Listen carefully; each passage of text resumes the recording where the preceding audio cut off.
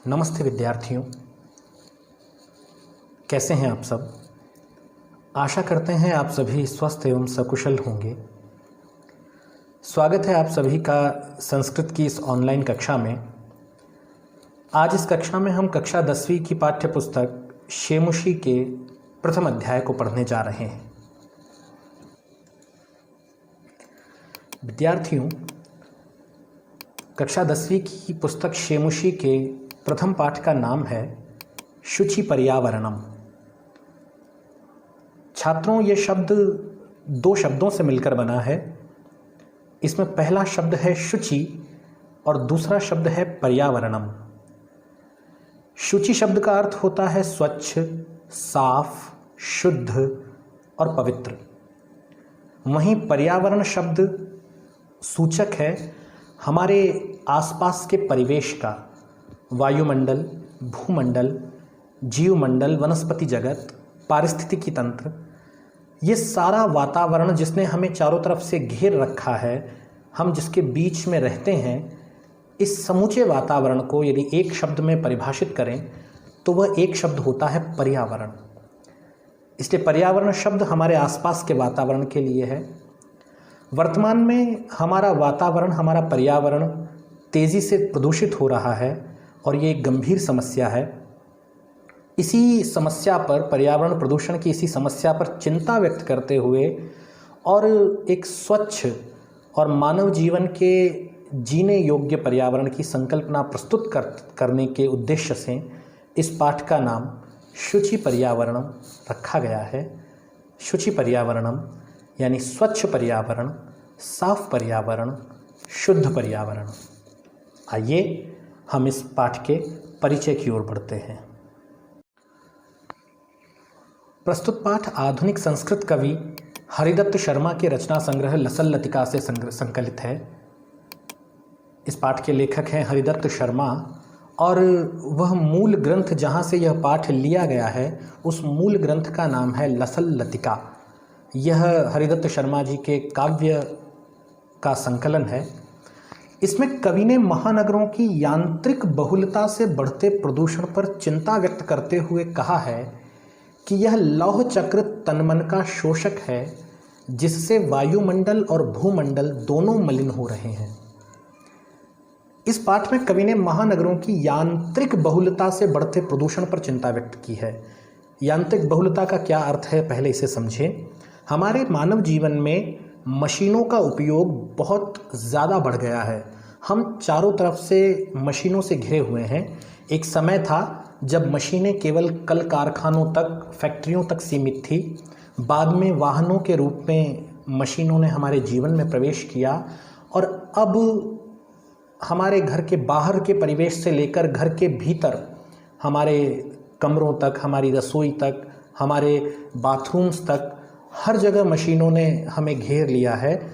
और इस सब का परिणाम, जो समेकित परिणाम है, वह है बढ़ता हुआ प्रदूषण। इन सारी मशीनों के प्रयोग से जो सबसे बड़ा दुष्परिणाम सामने आता है वो है पर्यावरण प्रदूषण। इसी पर चिंता व्यक्त करते हुए कवि हरिदत्त शर्मा कहते हैं कि यह जो लौह चक्र है, यानी ये जो मशीनी युग है, ये हमारे तन और मन का शोषक है। ये हमारे तन को भी अस्वस्थ करता है और मन को भी अस्वस्थ करता है, इसका भी शोषण करता है। और इससे न केवल तन और मन अस्वस्थ हो रहे हैं, बल्कि हमारा वायुमंडल और हमारा भूमंडल जो हमारे रहने के लिए, हमारे जीवन के लिए अनिवार्य है, और वायुमंडल जो हमारे जीवित रहने के लिए अनिवार्य है, ये दोनों ही मलिन हो रहे हैं, दूषित हो रहे हैं। कवि महानगरीय जीवन से दूर नदी, निर्झर, वृक्ष समूह, लता कुंज एवं पक्षियों से गुंजित वन प्रदेशों की ओर चलने की अभिलाषा व्यक्त करता है। अब जब पर्यावरण प्रदूषण बढ़ रहा है तो ऐसे में क्या किया जाए, तो कवि ने एक अभिलाषा, एक कामना की है कि हम इस प्रदूषित वातावरण से दूर ऐसे स्थान पर चलें जहाँ नदियाँ हों, निर्झर यानी झरने हों, वृक्षों के समूह हों, लताओं के कुंज हों यानी लताओं के समूह हों, और वातावरण पक्षियों से गुंजित हो, जहाँ पक्षी चहचहा रहे हों। ऐसे किसी स्थान पर चलने की अभिलाषा कवि ने व्यक्त की है। अप्रत्यक्ष रूप से कवि यह कहना चाहता है कि बढ़ते हुए पर्यावरण प्रदूषण को कम करते हुए हमें इस परिवेश को इस प्रकार का बनाना चाहिए जहां मानव जीवन प्रकृति की गोद में प्रसन्न रह सके, सुरक्षित रह सके और मानव स्वस्थ अपना जीवन जी सके। आइए विद्यार्थियों, पाठ पढ़ना प्रारंभ करते हैं। आपके सामने स्क्रीन पर इस गीत की ध्रुव पंक्तियाँ लिखी हुई हैं। हम सबसे पहले इस गीत की पंक्तियों का सस्वर गायन करेंगे और उसके बाद पद्य में आए हुए संधियुक्त शब्दों का संधि विच्छेद देखेंगे, ताकि इन कठिन शब्दों का, लंबे शब्दों का अर्थ आप आसानी से निर्धारित कर पाएँ। संधि विच्छेद देखने के बाद हम पद्य के अन्वय की ओर बढ़ेंगे। आप सभी को ज्ञात होगा कि जब हम कोई कविता, कोई पद्य या श्लोक लिखते हैं तो उसमें शब्दों का क्रम अव्यवस्थित होता है, यानी कि वे व्याकरण के नियमानुसार कर्ता, कर्म और क्रिया के क्रम में सुव्यवस्थित नहीं होते हैं। श्लोक का अर्थ ग्रहण करने के लिए हमें उन्हें व्याकरण के नियमानुसार कर्ता, कर्म और क्रिया के क्रम में व्यवस्थित करना होता है। इसी व्यवस्था को अन्वय कहा जाता है। तो आइए सबसे पहले हम गायन करेंगे, फिर संधियुक्त शब्द देखेंगे और फिर अन्वय पूर्वक श्लोक के अर्थ की ओर बढ़ेंगे।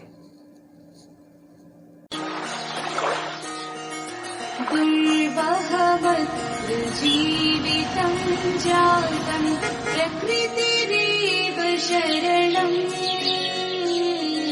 शुचिपर्यावरणं शुचिपर्यावरणं दुर्वहमत्र जीवितं जातं प्रकृतिरेव शरणं शुचिपर्यावरणं शुचिपर्यावरणं।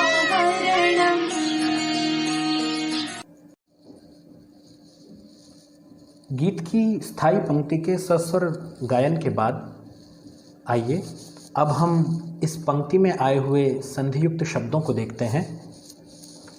सबसे पहला शब्द है दुर्वह मत्र।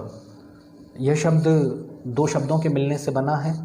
पहला शब्द है दुर्वहम, जिसका अर्थ होता है कठिन, और दूसरा शब्द है अत्र, जिसका अर्थ होता है यहाँ। इसके बाद अगला शब्द है प्रकृति रेव। ये भी दो शब्दों के संयोग से बना है। पहला शब्द है प्रकृति और दूसरा है एव।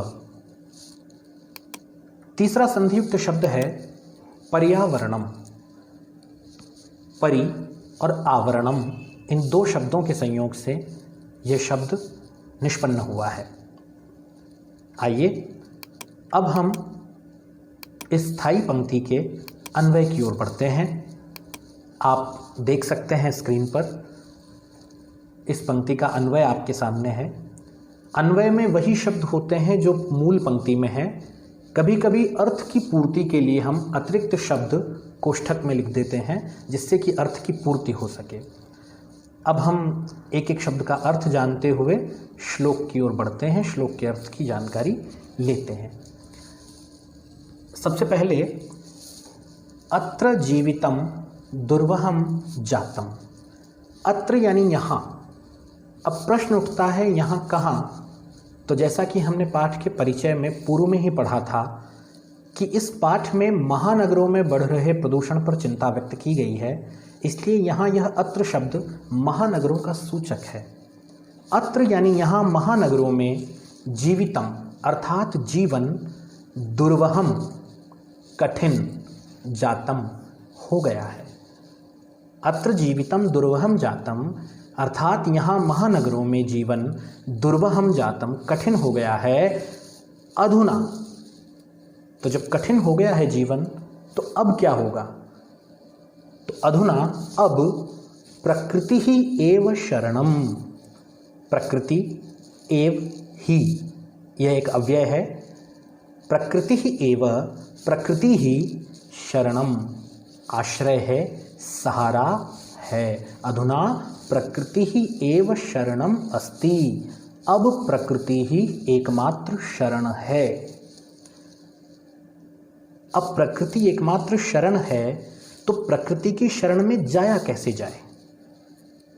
प्रकृति कोई मानवी तो है नहीं, कोई मनुष्य तो है नहीं कि जाकर उसकी गोद में बैठ जाए। तो फिर प्रकृति की शरण में जाने से तात्पर्य क्या है, इस पर विचार करना आवश्यक है। तो कवि ने कहा है शुचि पर्यावरणम, प्रकृति की शरण में जाएं। किस प्रकार जाएं? वयम, हम सब, शुचि पर्यावरणम, शुचि यानी स्वच्छ, पर्यावरणम यानी पर्यावरण, प्रतिगच्छाम की ओर जाएं। हम सभी शुचि पर्यावरणम प्रति, शुचि पर्यावरण यानी स्वच्छ पर्यावरण की ओर गच्छामः, जाएं। शुद्ध पर्यावरण की ओर जाना, शुद्ध पर्यावरण की ओर बढ़ना, वातावरण को स्वच्छ रखना ही प्रकृति की शरण में रहना है। यदि हम प्रकृति का वात्सल्य चाहते हैं, यदि हम प्रकृति का प्रेम चाहते हैं, तो उसका अर्थ ये है कि हम अपने पर्यावरण को शुद्ध रखें, स्वच्छ रखें, तभी हम प्रकृति के वरदानों का लाभ उठा सकते हैं। यहाँ इस स्थायी पंक्ति में कवि ने जिन बातों का उल्लेख किया है, वो सबसे पहली बात यह है कि यहाँ महानगरों में जीवन दुर्वह हो गया है, कठिन हो गया है, और ऐसी स्थिति में प्रकृति ही मनुष्य के लिए एकमात्र शरण है। और प्रकृति की शरण में जाने का एकमात्र मार्ग है पर्यावरण की शुद्धि करना, शुद्ध पर्यावरण की ओर को बढ़ावा देना। मैं समझता हूँ इन पंक्तियों का अर्थ आपको स्पष्ट हो गया होगा। अब हम अगली पंक्तियों की ओर, अगले श्लोक की ओर बढ़ते हैं। आइए गीत के पहले पद्य की ओर बढ़ते हैं और सबसे पहले इसका गायन करते हैं।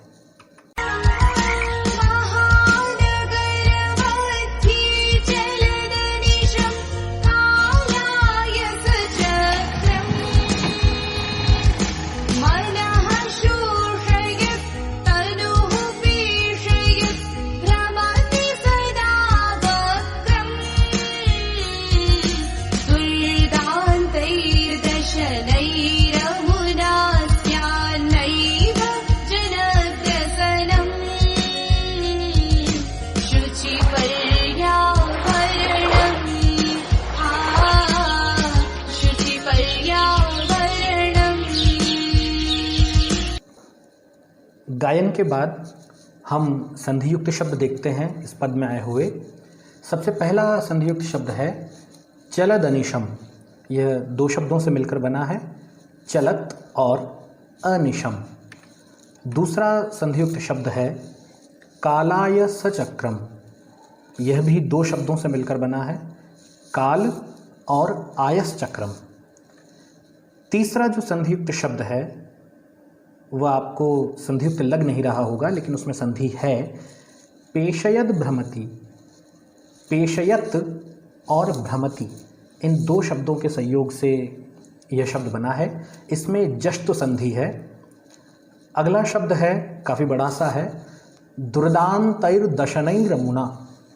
दुह प्लस दान्तैहि प्लस दशनैहि प्लस अमुना, इन चार पदों से मिलकर के यह एक पद बना है, दुर्दान्तैर्दशनैरमुना।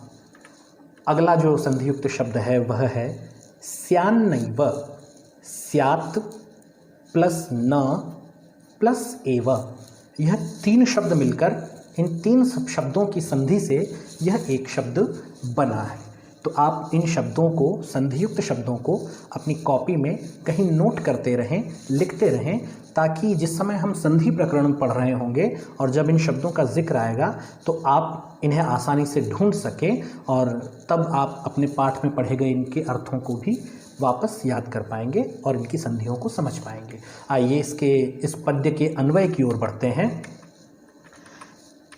महानगर मध्ये अनिशम चलत कालाय सचक्रम। महानगर मध्य, कवि कह रहे हैं महानगर मध्य यानी कि महानगरों में अनिशम, अनिशम का अर्थ होता है दिन रात, चलत, यह चल धातु में क्षत्रिय प्रत्यय होने से यह पद बना है, इसका अर्थ होता है चलते हुए। महानगर मध्य, महानगरों में अनिशम दिन रात चलत, चलते हुए, कौन चलते हुए? कालाय सचक्रम। तो जैसा हमने संधियुक्त पद में देखा था, काल धन आयस चक्रम।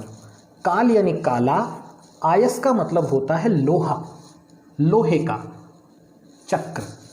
कालाय सचक्र का अर्थ है काला, आयस यानी लोहे का, चक्र यानी पहिया, काला लोहे का पहिया, यह इस शब्द का अर्थ है।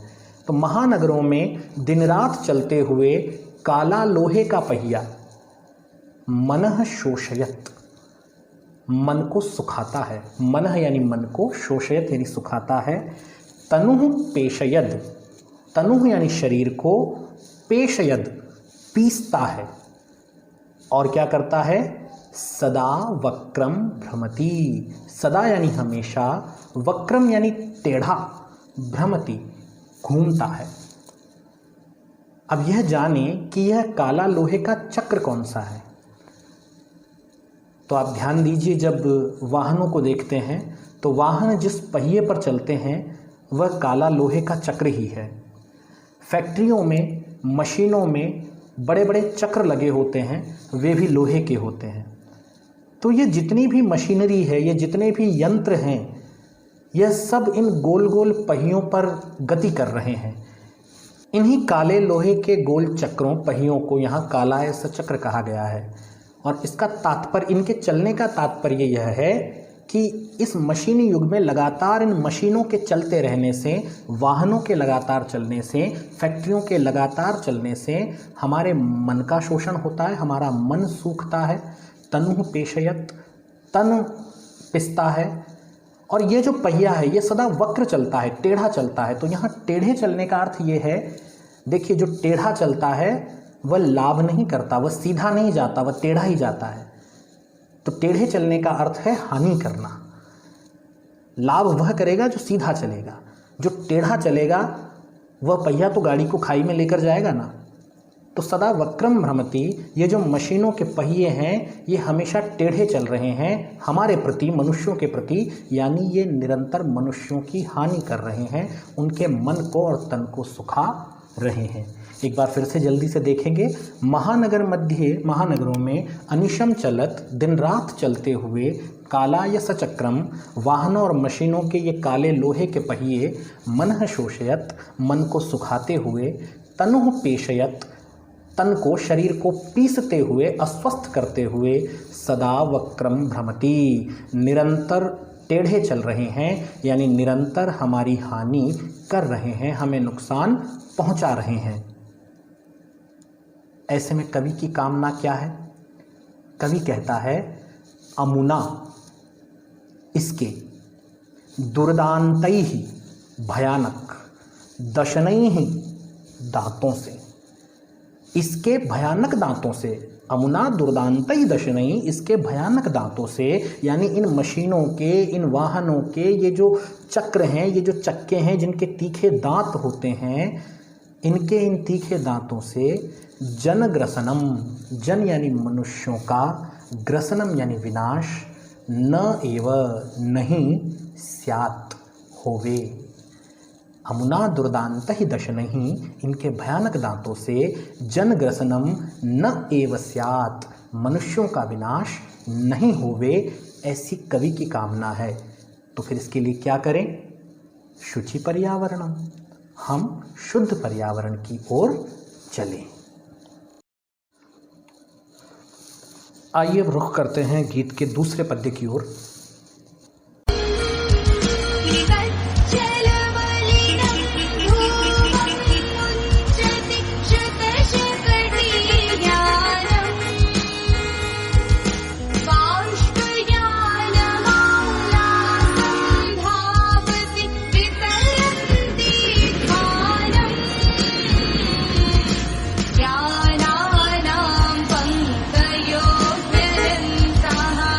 कठिनं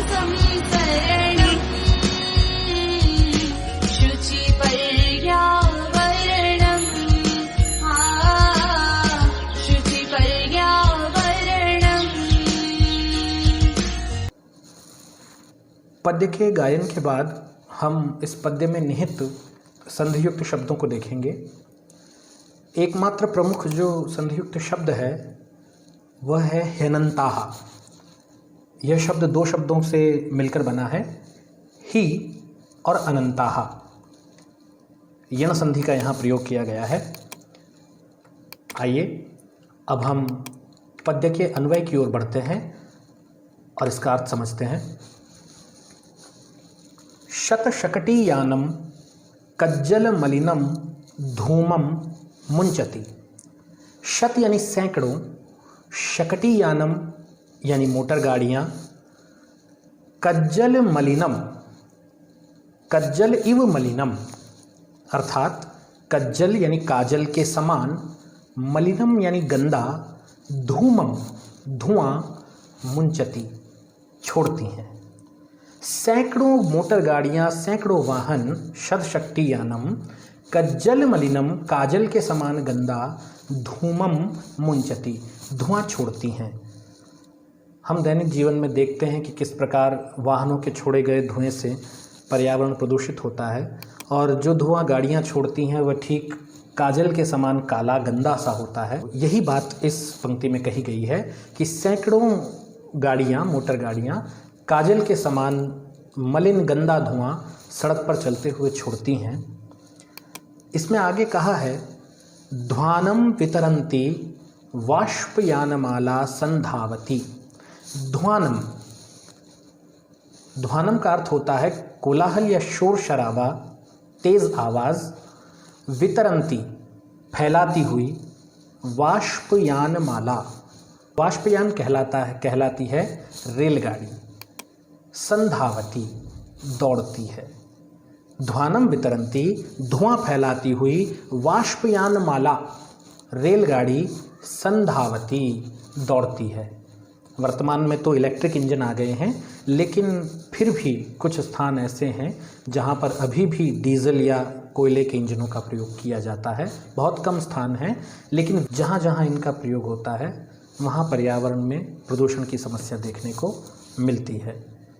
तो शतशक्तियानम कज्जल मलिनम धूमम मुंचति, सैकड़ों मोटर गाड़ियां काजल के समान मलिन धुआं छोड़ती हैं।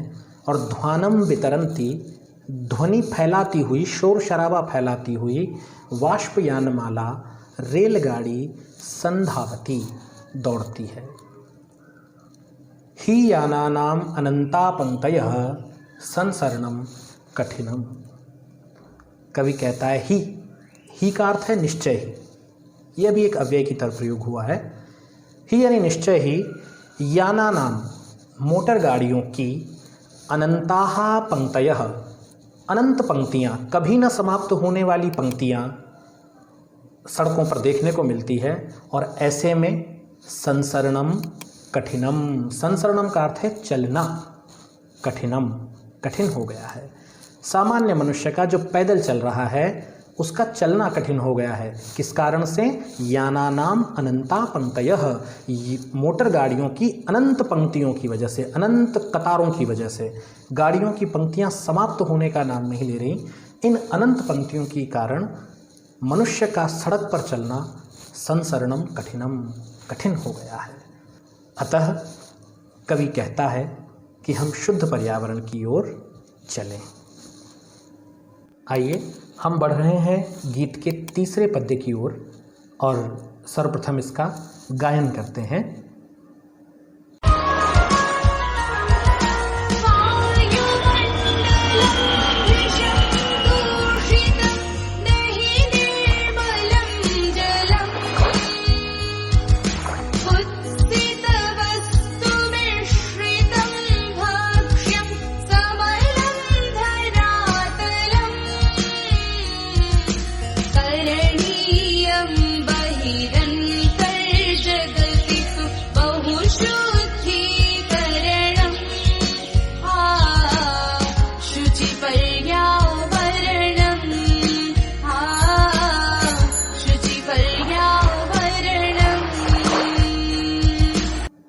गीत के गायन के बाद हम देखते हैं इस पद्य में निहित संधियुक्त शब्दों को।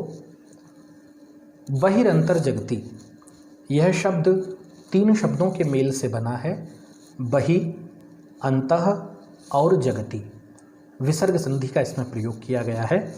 जब हम विसर्ग संधि पढ़ेंगे तब आपको इस उदाहरण का प्रयोग कर दिखाएंगे। आइए हम इस पद्य के अर्थ का ज्ञान करें। क्या कहना चाहता है कवि इस पद्य के माध्यम से? तो कवि इस पद्य में कहता है, भृशम दूषितम वायुमंडलम अस्ति। भृशम यानी अत्यधिक, बहुत ज़्यादा, दूषितम दूषित, प्रदूषित, वायुमंडलम वायुमंडल अस्ति है। हमारा वायुमंडल भृशम दूषितम अत्यधिक दूषित है। और दूषित होने का कारण आप पूर्व के पद्यों में पढ़ चुके हैं।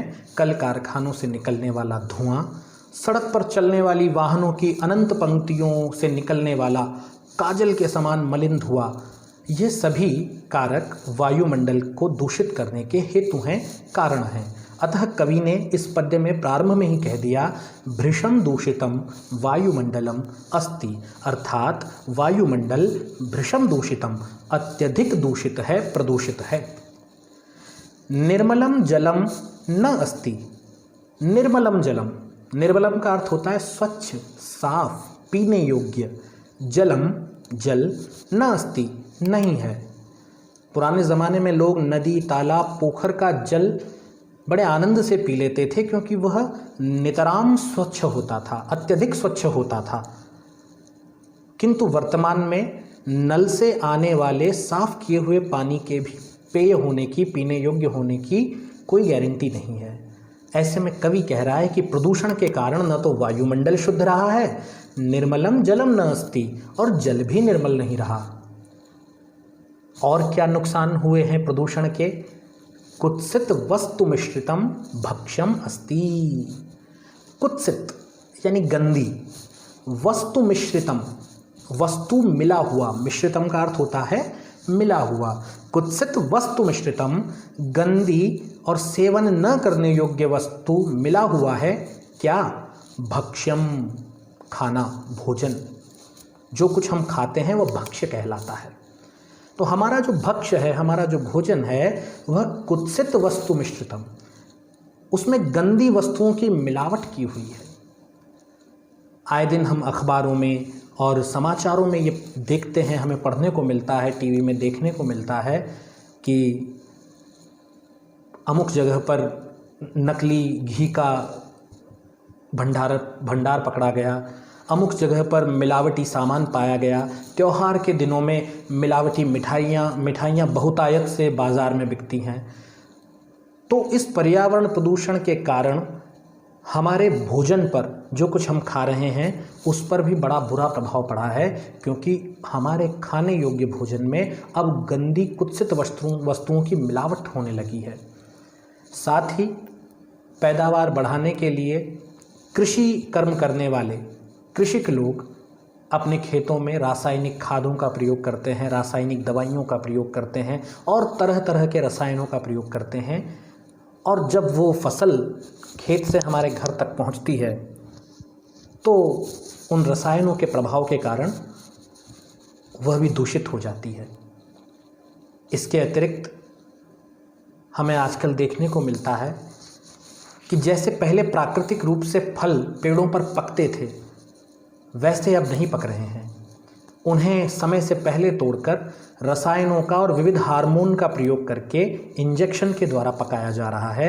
और ऐसे फल, ऐसी सब्जियां जब हमारे शरीर में जाती हैं तो हमारे शरीर में उस प्रदूषण का, उन रसायनों का कितना बुरा प्रभाव होता है, हम कैसे कैसे भयानक रोगों से ग्रस्त होते हैं, इसका अनुमान आप सभी को है।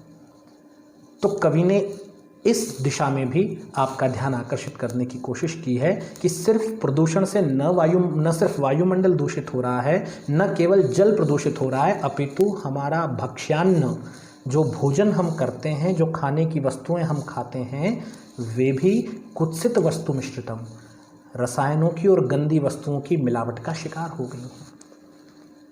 तो हमने न वायु को छोड़ा, न जल को छोड़ा, न भोजन को छोड़ा, और कहाँ कहाँ हमने प्रदूषण फैलाया? समलम धरातलम अस्ति। समलम, स यानी सहित, मलम यानी गंदगी।